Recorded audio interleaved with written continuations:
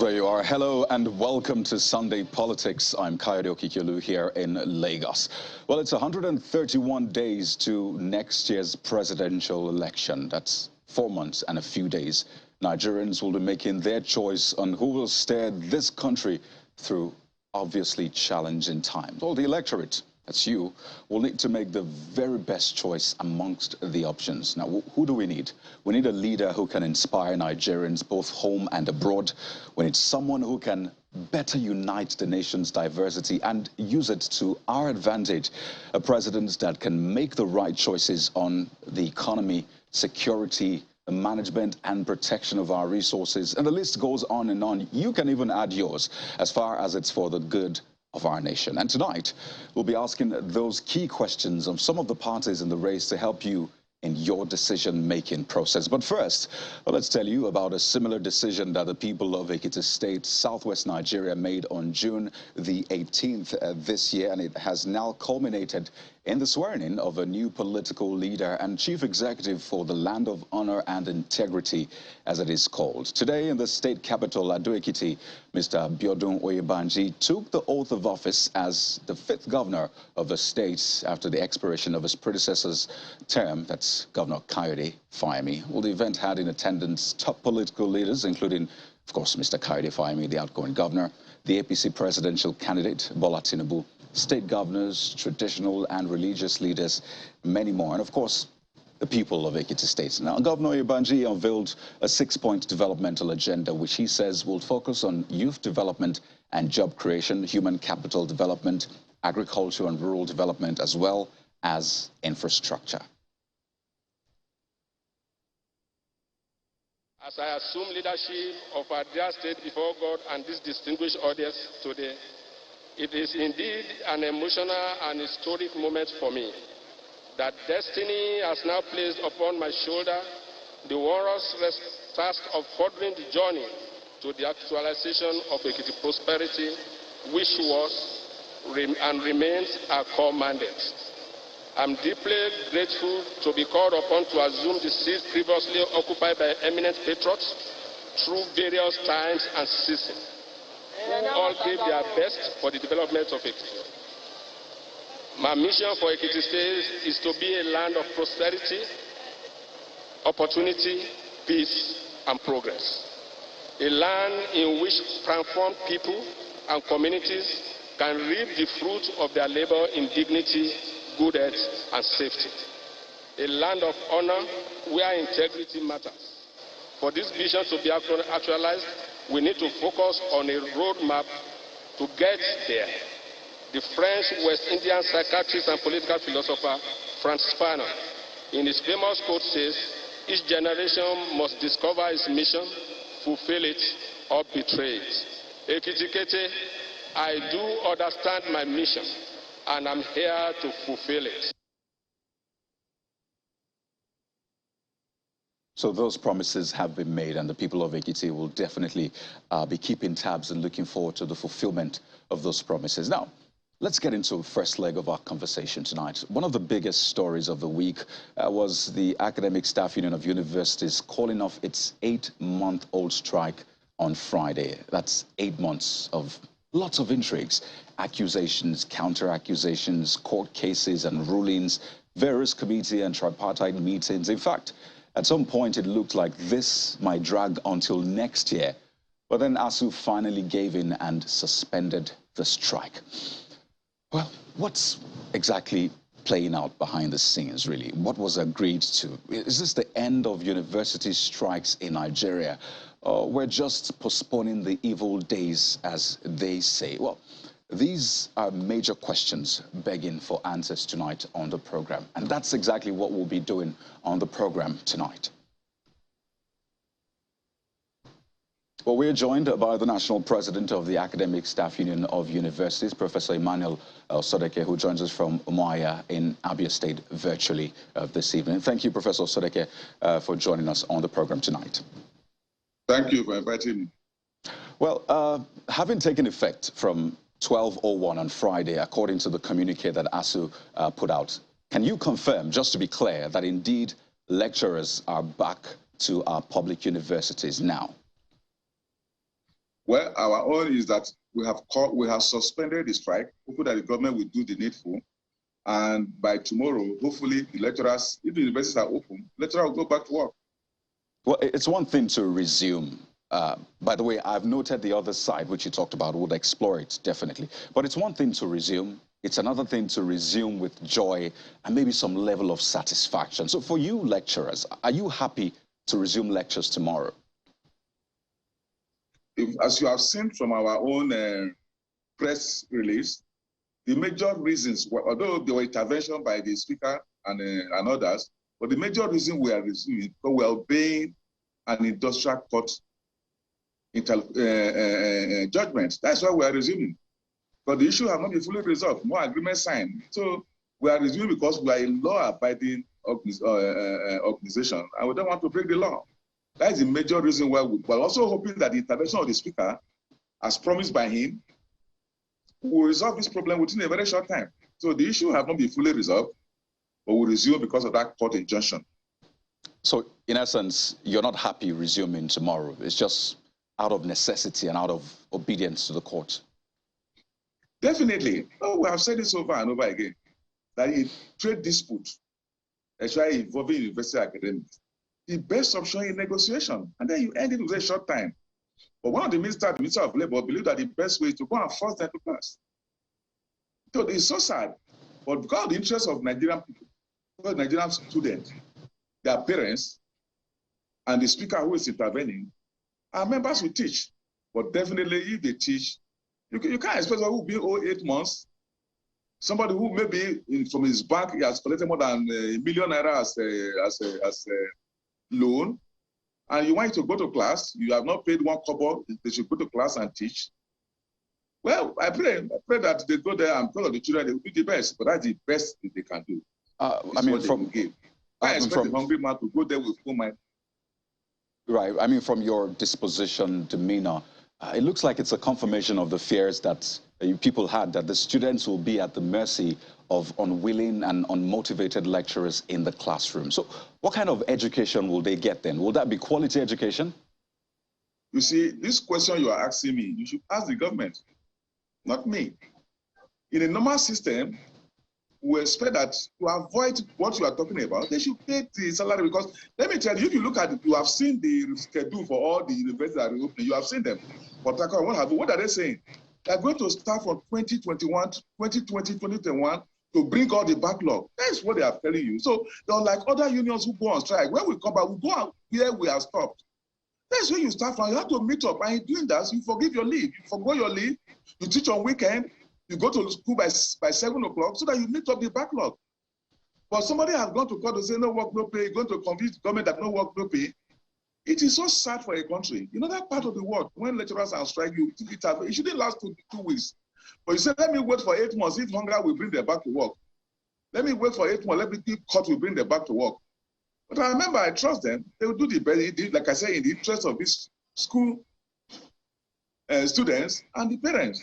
So they will do their best. But you can't, a man who is hungry, you cannot even take transport, because in those good old days, every lecturer lived on campus. Go to UI in those days, UNN, ABU, every lecturer lived on campus. You can travel to your office. But today, many lecturers live 20, 30 kilometers from their offices. How would they pay their transport to work? So those are the issues we are going to have, that we believe branches will go to deal with. But we expect the government, if they really want to children, they should pay those money so that people will go back to work while we are negotiating other issues. Right. Just before we get into those issues, so there are a lot of students, parents, wards who are maybe packing bags on the one hand with one eye, and then they're listening and watching this conversation with the other, and naturally they want to know what to expect. And I mean, listening to you yet again, lots of issues still left unresolved, as you said in your statement. But with the benefit of hindsight, Prof, would you say that the instrumentality of this strike was fruitful or has been fruitful? Well, for us, if all the issues for which we and the speaker reach some understanding are implemented, it's very fruitful. Let me give you an example. The president was very clear, is it not? That in next year's budget, they have budgeted 300 billion naira for revitalization fund. You had it. If you put 300 billion in Nigerian universities, and if money is actually released, I can assure you will transform most of those universities that use the money well. I see freedom of our strike, is it not? 300 billion that will go around all the universities. No university will get like between 2 or 3 billion naira. It will transform the system if we're used for where it is needed. So it's a product of our strike. So that's one of the major products. But Nigeria has to put pressure on the government. That it's not just an issue that is in our budget. The money should be released in the first quarter, as I indicated. Just to be clear, Prof, with the interactions, and I think top on that list will be the one with the Speaker of the House of Representatives. You reflected that in your statement, that helped a lot to at least come to this resolution. Looking at the list of, the issues that ASUU has put up, do you have anything concrete that they will be resolved? Is there a time frame? And I'm talking about earned academic allowances, proliferation of public universities, the visitation panel issues, UTAS, renegotiation of 2009 agreement. Have all those issues been resolved with some sort of time frame to the resolution? That's exactly what we have said. That these issues have, although we have reached an understanding, they have not been put down A, B, C, D, and time frame. They have not. But because of our respect for the Nigerian court, which is final, at final say, that's why we are back on plan. But with the promise that within a short time, all these issues will be sorted out and signed. So my appeal to the Speaker and to the government and to Nigerians is to ensure that the Nigerian government ensure that we meet in a very short time, reconcile all these issues, have a signed documentation on the negotiation. We'll have a signed agreement based on salary that every worker should be proud that you can have foreign lecturer begin to come in. This issue are resolved. But our fear is that in Nigeria, people look at strike as a problem. Meanwhile, strike is a symptom of a problem. So if you say you have forced them back to work, you have not solved the problem.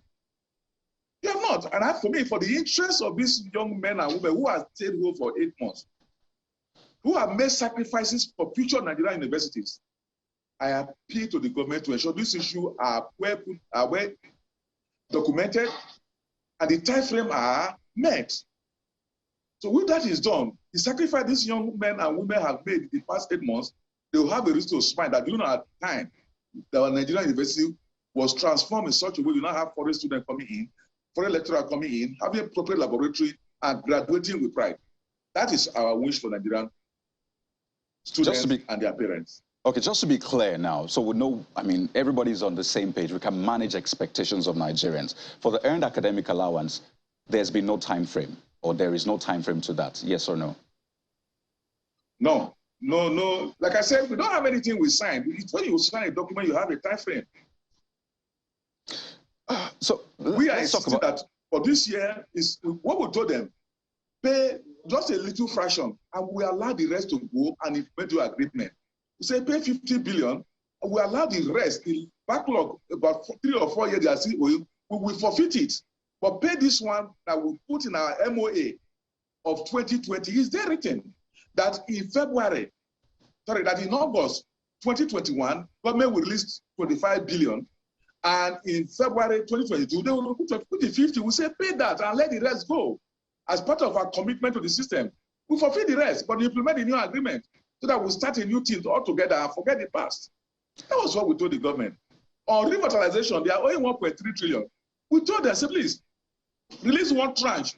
Right. And the balance of that one tranche is 170 billion. Release that, and the issues are solved. But they refused, not even to sign an agreement. You talked about, the possibility of the government trying to use the instrumentality of hunger to get the lecturers back to work. And I imagine you're referring to the no work, no pay policy. Do you expect to be paid for the period you didn't work with the resumption now? You see, that is the misunderstanding in Nigeria. I thought by now, even our press may understand what we are talking about.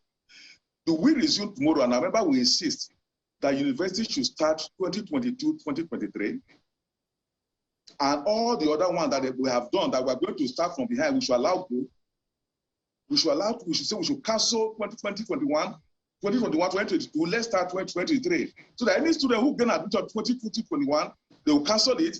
21, 22, they cancel it. Students who are already final year exam in 2021, 22, they should cancel it. Do we insist that we should start a new session? Let me tell you, you can ask any lecturer, and I saw one today, very senior colleague, who indicated this. I have not gone on leave for the past 15 years. Because I had to sacrifice my leave and my holiday for those videos for which we are on strike. And that is what every lecturer have done. So lecturing is like other professions. Wherever you stop when you went to strike is where you are going to start from. So do we fulfill those one? If Nigeria want that, maybe one tomorrow we'll tell our members any lecture, any program has not been completed as at 2020 when we started strike, we should allow it to go and start a new session. Is that what you want? Is that what Nigeria wants? So when you talk about no work, no pay, it's not correct. For academics, it's not correct. You are going to do those work. And I think we should understand what the system is. Right. So for the students, I mean, if the lecturers say, yes, they need to be paid based on the peculiarity of the academic work, for the students who have lost time as well, a lot of them have lost money, their life essentially, what kind of compensation should they be getting? 8 months. Some of them have recounted their stories of how, life has been unbearable for them within this period. Psychological issues, emotional issues. Imagine seeing your mates in other climes graduating. Is there some sort of compensation remedy for these students? Is that being considered as well? Let me also ask this. Our colleagues who have died because they couldn't take care of their heads, our senior colleagues who have died, they couldn't take care of their heads because they were denied their salary. Our colleagues who have lost relation because they lost their salary. Our colleagues who have been chased out from house with the rented because they cannot pay their rent. Who is going to compensate them? You see, we don't look it from one side. Nigerians look at it from all the sides. And when we go back to do this one, sacrifice my leave, who is going to pay for my leave? When I go to sacrifice my leave, in a normal sector, a session is just 8 months. The other 4 months, you go on holiday. In those days, you travel abroad anywhere on holiday. Now we're going to cancel that. Who is going to compensate for those ones? You see, it's so sad that even the people, Nigerian people, the press seem to be siding one side. You don't look at the full issue. Well, Prof. Calabar, we were told, lost 10 colleagues. Are you going to bring them back? Right, Prof, these are questions that are being put to you, I mean, squarely. And, I mean, listening to you talk about some of these losses. No, this is about the lecturers and the students. And, I mean, it's important to get your side, then get the government side. That's essentially the essence, so we can get the balance and sort the issues. So you've talked about the liabilities on the part of lecturers as well, the losses. So putting all of this together, the liabilities still raises the question that moving forward, will there still be possibly another strike if these issues are not resolved? Will lecturers resort to that in the coming days if these issues are not resolved? Let me answer this question very well. If you go around Nigerian universities today, including state universities, what you see there, all the capital projects are done by TED Fund and need assessment. Go and right, you can go around. You've seen them. Our colleagues suffered to get those things done. Our people suffered in 1992. The president then, Atahiru Jega, was jailed, was locked up, was arrested. Our colleagues were arrested. I even tried in court, and they won. And they gained those things for the system. If those things were not there, would you have university today? If this assessment we suffer for in 2013, if we didn't suffer, we didn't play this role, we didn't do this suffering, would you have those projects that have been done by this assessment? Our lecturers who have been trained all over the country using TED Fund, if we didn't suffer, if the Jega and his people didn't suffer in 1993, will you have them? Which state university is giving copper as capital project to university, if not for our struggle? Please look at it holistically. Remove us from the state today. I can tell you in the next 1 or 2 years, our universities will be like public primary and secondary schools.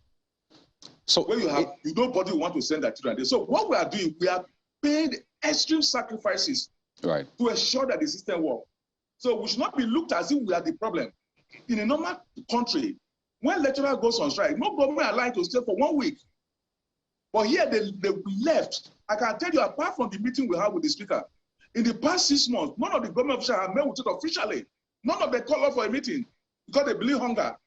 Apart from when the speaker and the team joined the intervention. So who do you blame? With Ghana allowed the lecturer to go on strike for 1 year again after the one happened in about 10 years ago. Please. So in essence, Prof, it belongs. Right. I mean, this is not about us putting blames. It's about asking the questions, getting the answers out there for those in power, those who are meant to do things to ensure they are done. So in essence, you're saying there is really no guarantee that ASUU will not consider strike in the future if these issues are not resolved. Please, what we should be saying, tell the government to do the needful. and there will not be strike. In Ghana, when they learn their lesson, when the lecturer went on strike for more than a year, Ghana now give between 16 and 20% of their budget to education. In South Africa, they give 20% of their budget because they value education. They knew what happened. But here, what do we give? Last year was 5.9, the lowest in the whole world. So any day we start prioritizing and show that our university becomes universal institution, there will not be strike. Strike, like I say, is a symptom. It's not a problem. Sort out the problem, and there will not be Asian strikes. Right. As we wind down, Prof, it looks like some of these, I mean, the issues that have been brought up and then the solutions might spill over into the coming administration. I mean, you talked about the budget, which next year's budget, which will also be implemented by the coming government, I mean, after the elections, of course. And I think it brings us to the point where a lot of Nigerians are wondering then, how should we swing when it comes to educational policies, listening to the different candidates talk about what they will do with education? If you were to advise Nigerians such that we don't go through this cycle again on who to maybe, what to look out for, what to listen for, what questions to ask about the candidates regarding education such that we don't have this again, what would you tell them? My advice to them is to make education at the primary, secondary, and tertiary a priority. Any country who plays with education create room from insecurity, which is where we are today. Please, we want the next regime to obey, to follow the trend of our neighboring country. I won't say the US or the neighbor Ghana and what have you, and allocate no less than 60% of their budget to education at the primary, at the state, at the local government, at the federal level. When you do this, you will sort out this problem. Our children will go to school effortlessly. Our students start staying here, and instead of wasting so much dollar and naira in other countries, including Ghana, where we pay no less than 200 billion to every year, our children will be here. The children of the ministers, the children of the senator, the children of the governor, all of them will be in our school if they are revitalized. I will not waste our hard currencies, giving them to go pay tuition fee, pay whatever in another country. That the next government should take education as priority. As a giant of Africa, as we call ourselves, we expect other countries, as they were doing in the 70s, 80s, to come to school in Nigeria, not to run to Ghana, to Benin, to Togo, to Niger. They should be coming here if it is working, and there will not be strike. Finally, being a Labour Party, or a Labour Union, rather, the Labour Party has said it stands with you, has held meetings with Labour unions, essentially saying that we are for the people, the Labour unions. And I recall that the Minister of Employment or Labour and Productivity had said that ASUU is being partisan. That was an allegation that was put out there. And seeing that we're inching towards elections in just what, about 4 months now, there are questions about the activities of Labour unions. So let's present a platform for you to speak to that, either dispel it or otherwise. What do you say to that allegation by the minister? Well, hello? Yes, I can hear you. Hello? Please go ahead. Please, come again, come again. So this is about the allegation that was made by the Minister of Labour about this being partisan. And he, you were at that meeting where he was saying, well, I think that ASUU is being partisan in this. And we've heard the Labour Party saying, we stand with Labour, being a party that identifies with them. So we're presenting a platform for you to speak to that allegation, which is quite huge. You see, what I said at that particular press conference in Ife was very clear. That Nigerian students deserve to be respected, and that anybody who kept them at home unnecessarily, anybody, any government, anybody that kept them at home unnecessarily should be voted out. That's what I said. But when you look at Nigerian universities, ASUU is made up of federal and states. There are states controlled by PDP. There are states with their university controlled by PDP. There are states with their university controlled by APC. There is a state with the university controlled by ABGA. So why will he be saying it's about his own party? It's guilty conscience. And two, please, whether it's Labour Party, it is PDP and what have you, our union is apolitical, but we fight for the interests of the common man. That's what we do. So we're not thinking about one party. When I said that, I will refer to any state, any government, whether it is state or federal, that does not consider the interest of their student, kept them at home unnecessarily. They should be voted out. That's what I said. I didn't mention a party. And it's very clear. You can watch it any day. But for the minister to have gone to the public to start telling lies, and as soon as he told that lie, he started running away. I think it was unfortunate.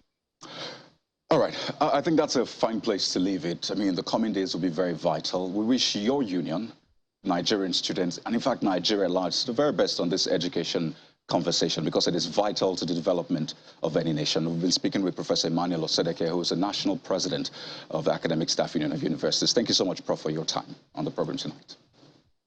Thank you, thank you, thank you. Have a nice day. Well, we move from our ivory tower to the wider political context, where so much is going on ahead of next year's elections. We'll be speaking with 3 of the political parties in the running after this break on how they plan to pull Nigeria from what has been described as the brink. That's in a moment. Please stay with us.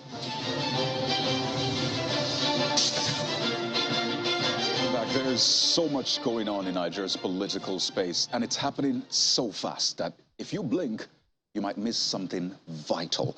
The candidates are out, the parties are on the move, albeit at different levels, but their goal remains to lead this country come 2023. Leading the country where is another case entirely. So let's find out about their plans and policy directions to make your life better. After all, that's the essence of government. Joining us tonight from our Abuja studio, 3 gentlemen. Mr. Kasim Efegbua is the Secretary of Public Affairs, APC Presidential Campaign Council, is a former spokesperson of the PDP's presidential campaign. Also, Mr. Tanko Yunusa is the Chief Spokesperson, Labour Party Presidential Campaign Council, and Mr. Don Pedro Bazaki, who is a media presidential consultant to PDP presidential candidates. It's a full panel tonight. Gentlemen, thank you for joining us on the program tonight. Thank you very much for having us. Thank you. I'd like us to begin with a general sense of where this country is at the moment. Because, yes, there's usually the political rhetorics, the usual talk, but we need to dive deeper into the issues at stake so we can proffer the right solutions. And I'll begin with Mr. Efegbua. I'll take the words of the former CBN governor and 14th Emir of Kano, Sanusi Lamido, who spoke about Nigeria being a rentier state. And he says that if in 2023 we have an election, we must not continue that way because we can't keep pushing towards the brink. We have to come back. And I wonder for you, do you agree that as a nation, we're pushing towards the brink under the APC? Well, Kayode, thank you very much for the opportunity of this discussion. I just want to advise, as one of your analysts, that next time you are inviting 3 gentlemen like this, please know how to segment your program. You've taken almost half of the time, and I doubt if we're going to have time to actually interrogate the issue, the question you have raised. So please know how to segment your time. You can give 1 hour to ASUU to discuss ASUU problem and all of that, and then you allow us 1 hour to also discuss about politics. Well, but just to be clear, time is never our friend, Mr. Efegbua, and we need to ensure that we deal with the major issues. ASUU is also very important to millions of Nigerians. So please go ahead so we don't take too much time. We are all professionals in this game. I've just advised you. But part of your corporate social responsibility could be to grant ASUU 1 hour to come and discuss issues to Nigeria. The point I'm trying to make is that, 1, Nigeria is not in isolation from what is happening at the global arena. And so it's difficult for one to just pick out Nigeria as if it's existing, like just a singular country. But essentially, in 2023, we are going to be looking at candidates, who have the capacity, who have the depth, and who have the network of influence across the country, who can unite this country together better than it is now, who can explore the resource of dialogue, who can also engage in constructive bargaining, collective engagement, so that we are able to unite or bring together all the centripetal and centrifugal forces of this country on the round table for us to design and define our national goal and objective.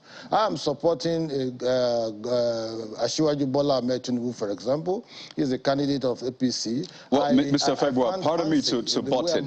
Because of time, the question I asked was, straightforward. and I referenced what the former CBN governor talked about, Nigeria keep pushing towards the brink. So we can understand that your party, yes or no, understands the current situation of Nigeria. So do you agree that we're pushing towards the brink under this party? Right, so do you agree with him or not?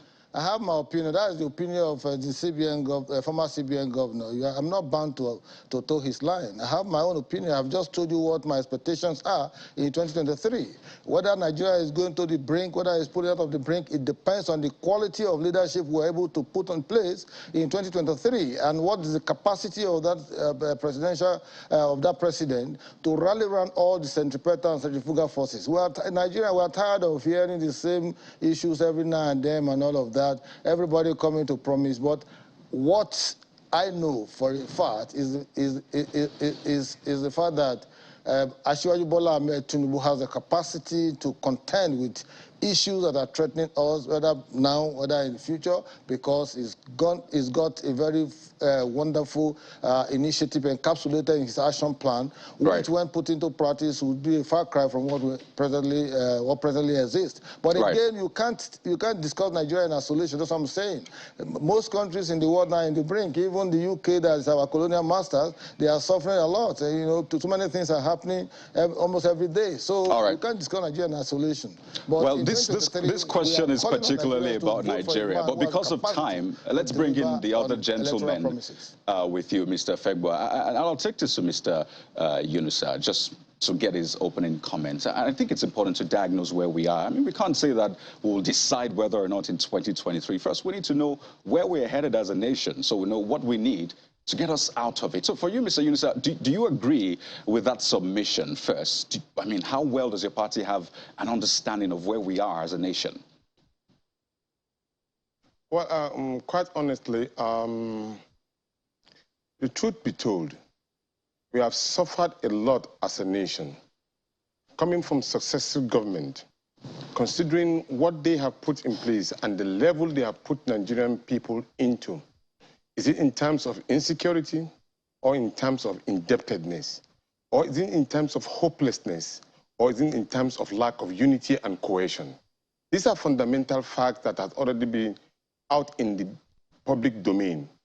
In the last dispensations, Nigerians were so disenchanted with the level of decay in the system, and that was why they were able to vote for another political party, hoping that that particular change will resonate with the Nigerian people. Unfortunately, within that period, there's a lot that have also gone even triple or quadruple in terms of the decay in the system. Now, we need leaders who are well-grounded, who are articulate, who have the vision to think outside the box, if possible around the box, or anything that can build the box to make it more genuine and faster. And that is the reason why, understanding this particular simple dynamics in the system, our presidential candidate has come out with a 7-point agenda in order to deal with current issues, i.e., you want to deal with the issue of security. You want to deal with the issue of subsidy, which is current in our present dispensation. He wants to deal with the issue of power. The issue of power resonates. We can't even speak as we are today without talking about how to generate or get diesel. Right now, as we are speaking, a lot of people in Abuja, as we're speaking, are on the queue, scrambling for petroleum. And we want to talk about inflation, which has rocketed, affecting the Nigerian people. That is why we cannot even have 3 square meals on our table, because considering the level of inflation, it has gone so high. We want to talk about the level of indebtedness. This indebtedness has gone so far to a point in which Nigerians are even thinking, can we be able to take this thing out of our shoulder? And then he went ahead to say that we are going to talk about gender parity, carrying everybody along to make sure that we deal with the issues that have been there in the past leadership to present. Finally, he said we are going to talk about human capital development, creating jobs for our youth. And I was listening to a program this morning. Somebody was asking the question, how do we reduce the skyrocketed prices of dollars as against the Nigerian naira? It's simple. That is why the candidate is talking about production.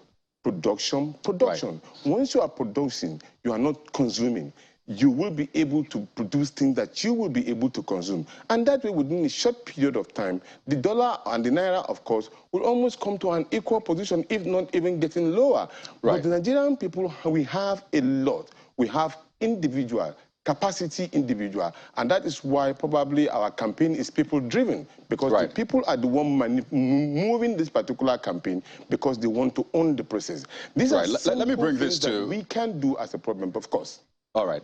So let me bring in the third gentleman, Mr. Don Pedro Obaseki. And I mean, still pretty much the same question, but I'll just take a little part of a statement that was made also, because, I mean, we've heard people, prominent Nigerians, give commentary about the situation of the country. And he particularly talked about Nigeria not existing for development, but as a site of rent and extraction to make those who control the state rich, turning them into billionaires overnight. And your party is back again in the running after 16 years. And the question I would put to you is, what is different this time around from the previous years that Nigerians have seen? How can they be sure that, I mean, these words will not be true if your party comes into power?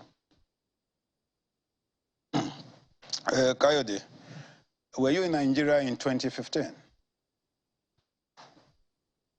Answer me. Were you in Nigeria in 2015? Well, I asked the question first. You've not answered my question. No. That's typical Nigerian, as they say, answering a question with a question. But please go ahead with your answer. If you were in Nigeria in the year of our Lord 2015, you don't need to ask me that question. Let me be very plain with you. Luckily for us, UNISA has said it all, encapsulated. Your question actually pretend that maybe you were not in Nigeria.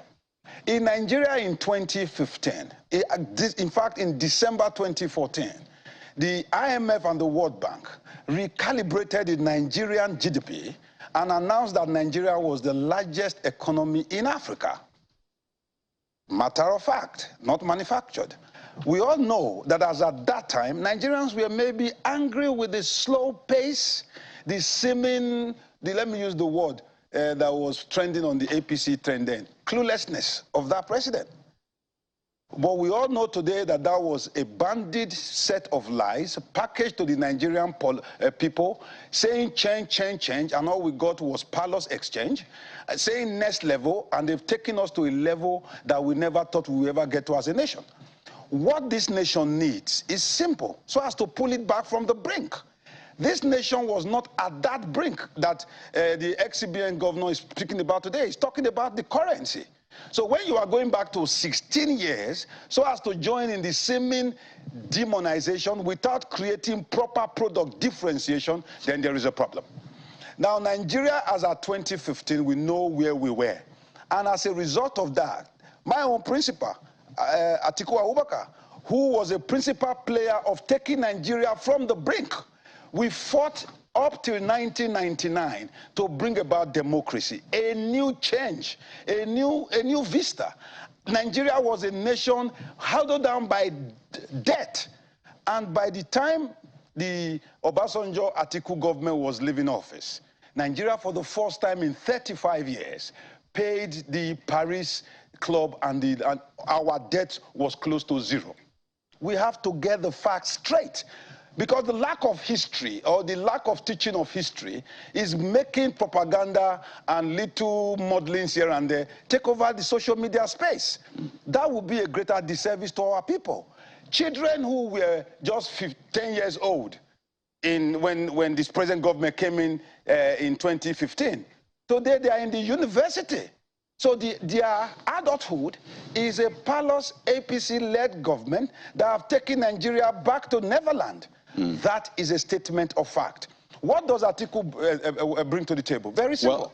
Well, Mr. Don Pedro Obaseki, treats Nigeria so we can be fair with time allocation. Looking at what our we'll have to start the round robin again. Of course, we've talked about infrastructure. We've talked about restructuring. If you can hear me, I'll need to start again from Mr. Fegbas, just so we can be fair with time allocation. 3 minutes for each for the opening comment. And I mean, we've gotten yours. So let's now get deeper into this. So, Mr. Fegwa, your candidate has spoken about ensuring that poverty hunger in the nation is a thing of the past, providing jobs for the youth. And putting a figure to it is also very important, such that Nigerians can know what to expect. As I say, governance is about managing expectations. Yes, give them the expectations and ensure that you meet them. What are the goals? For example, poverty figures, we're at 40%. What is the target of your candidate for that, for example? Well, I think there are quite a number of policy initiatives that Bola Ahmed Tinubu has put together. You are just taking one item, which is the issue of poverty. And before you even tackle poverty, you must also have to address insecurity. Because if you look at the country today, there are challenges. There's no doubt about that. But Bola Tinubu is poised to ensure that he revisits, all our moribund industries in the area of textiles, cement, infrastructure, housing, and even the health sector. He's also talking about revamping those abandoned projects that have been let fallow for a long while, part of which were actually privatized under the Obasanjo-Atiku government, which they try to celebrate now. They left a lot of projects abandoned. They didn't. If you want to give credit to APC in this government, they continued the railway project of PDP government. They continued it as continuity. And so if you are able to address abandoned projects in this country, which if Bola Tinubu has said he's going to abandon, he's going to do, by also creating National Infrastructural Bank that will be able to fill the funding gap of that initiative, I think a lot of people will have jobs to do. He has set a 40 million benchmark for job creation, because even within the agricultural value chain, there are quite a number of initiatives that have been put in place by the CBN presently. All you need to do is just to deepen that and ensure that more investment is put into that. Let me just remind us, by way of history, that what Don Pedro was talking about history, he has forgotten that his principal, Alhaji Atiku Abubakar, was a major financier of the APC in 2015. So aside from participating in that process, leaving the PDP, joining the APC, so he was also a major, he also donated his spokesman, Garba Shehu, to the APC. So when you are blaming APC at any point in time for the halitosis that we're experiencing in the present, Atiku Abubakar, his principal, should take a larger blame, because the volume of billions he put into that campaign, if I mention, I'm sure this your network will stagger.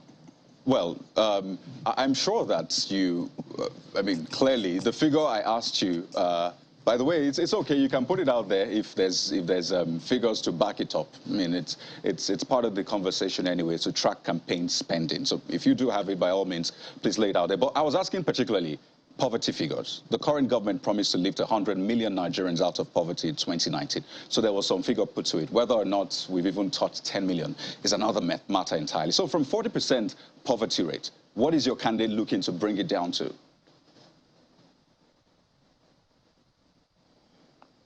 You mean, are you referring yes, that's for you. Just to put a figure to it before I go to the others, because of time. That was my question. We are going to reduce it to 12%. It's 12%. Captured very well in his policy document, yes. All right. So we'll come back to that if we have time on the program. But let me go to Mr. Yunusa. And I mean, you wasted no time earlier on in reading out the campaign strategy, the manifesto of your candidate. But if we drill down deeper into your party, especially in recent times, there have been some issues which you have had to speak to. The constitution of the campaign council, the start of campaigning itself. I understand it's meant to start on the 25th, if I'm correct. And just recently, the back and forth we saw on social media from major supporters of your party. And it raised the question for a lot of people, can the center still hold? Don't forget that your party has gotten major support from people on social media. So are you worried that the recent squabbles, if I can use that term, might, drop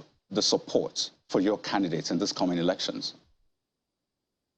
Oh, no. In fact, after what they raised as issues, I think the support actually doubled. Because what we have had in the past leadership are people who are in positions of power and that don't listen to the yearnings and aspirations of the Nigerian people. When the Nigerian people spoke after we have already railed out our campaign council, they raised fundamental issues within those. And we understand and we agreed with them. That means that we have a listening leadership in place. And now what we are doing is to update the list to make sure that those areas in which Nigerian people have said no to, we will expunge them. And those that we are putting in that will go and resonate with them, we will impute them. And then it means that there's a collective bargaining. It's not it's a one-way traffic. It's a collective bargaining from the people, and then those are in government. And so it has shown the Nigerian people that this is what they should expect when Peter Obi becomes the president of the Federal Republic of Nigeria. He's not going to loud himself over them, but rather he's going to work with them as a team to ensure that we work together and bring out the best for the Nigerian people. Look, Nigerians have gone beyond these particular personalizing issues. They've already understand at a point in time that a lot of people have deceived them with deceitful interests and not for the interests of the Nigerian people. Mr. Yunus, so because of time, by themselves and say, look, this is what we will do, and then we are ready to do. This was also about the, the trending issues on social media. Some major supporters of your party, some asking what will they do to end police brutality, and then there was major issues, and this dragged on for so long that a lot of people wondered, all that support on social media for your candidate, hope it will not, be diminished by those squabbles that we saw on social media. Oh, not at all. Because remember, Peter Obi, when he was the governor of Anambra State, he parleyed with the Nigerian police. Not only did he parley with them, he gave them direction. There was no single time you hear any police brutality when he was a governor. And so therefore, at this particular point in time, somebody who goes about showing his capacity, he has the character, he has the competency, he has the compassion, he's compassionate, and he's consistent in whatever he's doing. So therefore, the expectation is very high. And I wonder if you will ask any other candidate of these particular challenges, but we are ready to listen. And the presidential candidate has said clearly there will not be any form of police brutality. Our police will even be better off because they know that it's a people-driven government. We have to coast home now. There'll be questions about the SARS, the Okuzu SARS during that period. But clearly another conversation for another day. But let me wind down now with Mr. Dom Pedro Obaseki. And this also came up, and I'd like you to speak to it as we wind down. This was your candidate, your presidential candidate, actually speaking at that Arawa Forum meeting in Kaduna yesterday. This has caused a lot of controversy. I'd like you to listen to it and perhaps shed more light. For the whole of this country, I have built bridges across this country. I think what the average northerner needs is somebody who is from the north and who also understands the other parts of Nigeria and who has been able to build bridges across the rest of the country. This is what the northerner needs. He doesn't need a Yoruba candidate or an Igbo candidate. This is what the northerner needs. So I believe I stand before you as a pan-Nigerian of northern origin. Thank you very much. So those words, I think what the average northerner needs is somebody who is from the north. He went on to say the northerner doesn't need a Yoruba candidate or an Igbo candidate. This is what the northerner needs. Just to put that in perspective, what does that mean really? Because a lot of people thought that was ethnicizing issues. No. You all took it out of context and you keep playing it from the answer without the question. That question was asked directly. It was a question asked by a northerner, Hakim Baba Ahmed. And he asked him, what will you do for the north as a president coming from the north. No. The question and he was answered based in contest. The question was actually speak to the northerner. The question was actually speak to the northerner, hold on, please, not what will lead to. Please, sir, can you let me speak? You just asked a question. You don't want me to answer it? No, just to put the records clear. Please go ahead. Kayode, please. You see, you know your time is up, and you throw this up. The man was answering the question in contest, replying a direct question of what will you do for it. And he told them, I am a pan-Nigerian. What the North needs is a northern man who has handshakes across the other geopolitical zones. I am not a northerner. So if I'm meeting my Edo people, my Delta people, my South people, I will tell them exactly what he said. Will he now go there in the north and begin to espouse a non-northern president who they did not ask when it's not in the question? Atiku answered a generic question with a definite generic answer. And for us to now slay him in the public domain because we are looking for people who want to create great propaganda and take it out of context, you listen to it, what he was saying from the very beginning. I think that sheds at least some light to it. We would like to thank you so much. Because of time, we have to anchor at this point naturally. For the coming days, definitely, this conversation is ongoing. I'd like to thank you so much, Mr. Don Pedro Basaki, as well as Mr. Tanko Yunusa and Mr. Kasima Fegua, all members of various political parties running for the presidential post in Nigeria.